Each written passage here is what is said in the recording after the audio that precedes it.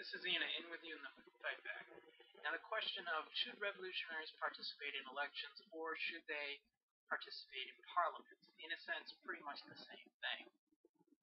And those of us who are familiar with Lenin, particularly his work Left-Wing Communism and Infantile Disorder, know that Lenin actually said yes. But let's deconstruct that. Lenin, like pretty much the revolutionaries of his era, realized that the parliamentary system, capitalist system, was historically obsolete. It was on the decline. It was a system that should be superseded by the socialist order, as it was in the Soviet Union. However, just because historically socialism is on the agenda, in the broad scheme of things, doesn't necessarily make it so everywhere and at all times. Many people still have faith in the institutions of parliament, of elections, for social change. And Lenin is saying, yes, we need to partake in these elections. And he had urged the Bolsheviks to do so during the earlier period of the Duma, and even under the provisional government before the revolution. However, Lenin was not saying you should partake in these institutions, in parliament, in elections, merely to play by the rules of the game the system sets up for you.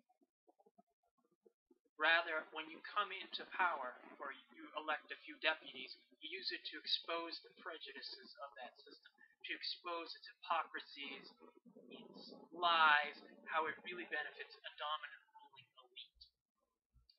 In some examples, the Bolshevik deputies in the Duma did that about electoral laws that were passed to restrict the franchise of workers and peasants. They did it when they opposed the Tsar's government's involvement in World War I. And Lenin, in other works, upholds the example of August Bebel, who was a German social democrat who routinely used his status as a parliamentary deputy in the German Reichstag to continually denounce the system, to continually denounce capitalism, the landlords, and imperialism. A famous example during World War I was the example of Karl Liebknecht, who was a member of the German Reichstag and the only deputy to vote against the granting of war credits to the Imperial German government. And his stance, in a sense, helped to rally a lot of opposition to the German imperialist government. Now Lenin, although at times not discounting that it is possible to advance the struggle peacefully, realizes that there is no such thing as a peaceful revolution, that we are not going to take power through changing the instruments of parliament. We are not going to take power through elections. Eventually, a new higher form of society, i.e. socialism, and its organs, the Soviet system, the council system, which are based on the direct democracy of the working and toiling masses, is a superior system to parliament. And when revolutionaries are in parliament, and it happens, the Karl Liebknecht example, even Antonio Gramsci was a deputy at one point, used their position to expose the system. They should be supported whenever possible by the movement outside of parliament. And it should not be about restricting the movement to the so-called rules of the parliamentary game, but in doing what we can outside it. And of course, having a voice in parliament, in a sense, can gain more national attention, can help spread the socialist message farther. Now, Lenin, of course, is saying a socialist or a communist party needs to combine legal and illegal methods, as it were, or other sense, participating in elections with participating in mass actions outside of the parliamentary structure. And Lenin is right to do so, because if we actually look at the United States in this point, there would no doubt are communists, socialists, or those who call themselves that, who would say, well, Lenin says we can participate in parliaments, we can support Barack Obama, the Democrats. What Lenin is saying, and the people who use Lenin in this sense are actually misinterpreting. He's saying revolution is under their own banner, under their own slogans.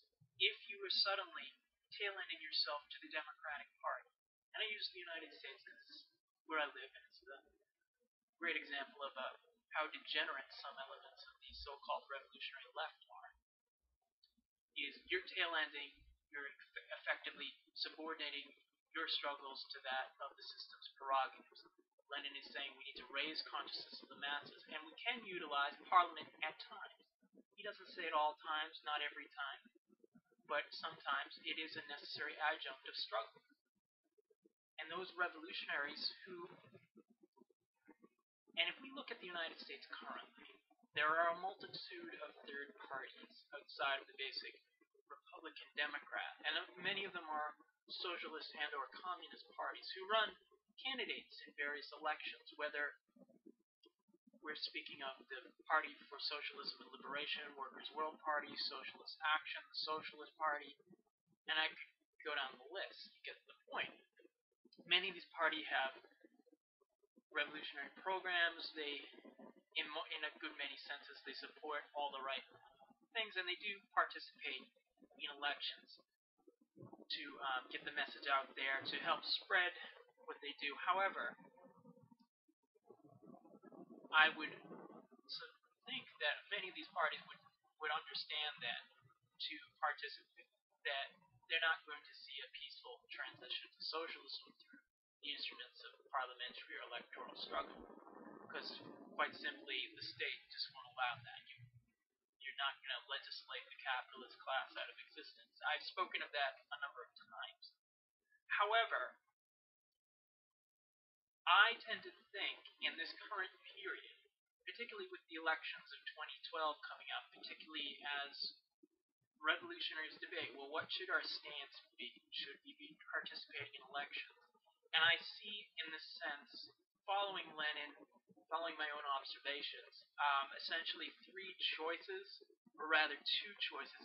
The one I first discounted, revolutionaries who support Obama, that's effectively tail-ending a bourgeois party supporting the bourgeois system and the dominant capitalist social relations, perhaps with slightly more reforms, but effectively your own struggle is put in the background. You're not raising consciousness, you're just playing to the basic prejudices of the system.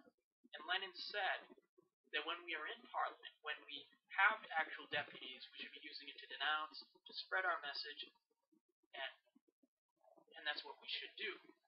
However, the electoral laws of the United States are so horrible, are so restricting, and the whole array of institutions is against any sort of independent political challenge in the electoral arena. I'm not just speaking of socialist and communist, the Green Party, various other independent, almost quasi-social democratic, quasi-left liberal, however you want to call it, they're effectively shut out. And in a certain sense, this applies to the right as well, although there seems to be much more room for them to maneuver. For instance, the Tea Party has certainly much more room to maneuver within the Republican Party than certainly any socialist or communist does within the Democrat Party, despite what the Tea Party may think.